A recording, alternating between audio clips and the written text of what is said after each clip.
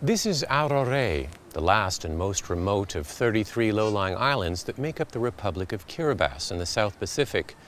Scientists say that in the next 30 to 50 years, islands like this one will be underwater due to rising sea levels caused by global climate change. So what are people doing here now to prepare for a day when their country no longer exists? Bob Sorum is building a seawall to protect his house. While most of his neighbors have moved inland, he's determined to stay put. But for how long? One conservative estimate from the University of Colorado predicts that global temperature changes will cause sea levels to rise as much as 2 meters by the end of this century.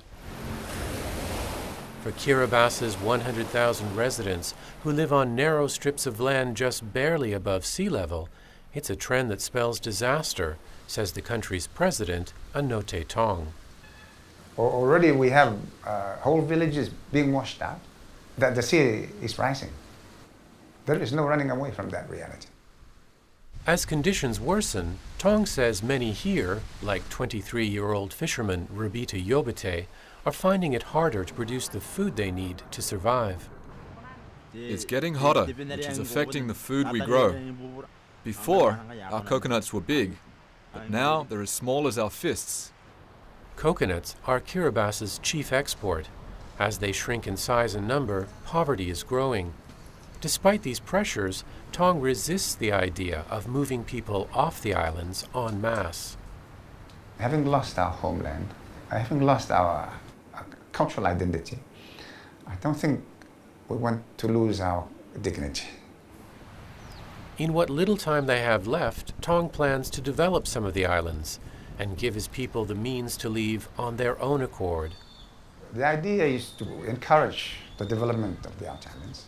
We just need to be able to provide them with the opportunity, the skill, and whatever equipment they need. But convincing development organizations to invest in a country that won't be around in 50 years is not easy.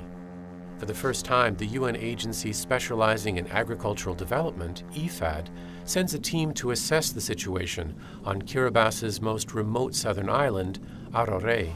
We would like to understand some of the challenges that you face with the environment. There has been a lot of damage to trees. Wells are salty. There is erosion along the coastline. The President of the country is saying that the whole survival of the islands over the next 50 years is in question. A challenge that we face is what happens in the course of this 50 years.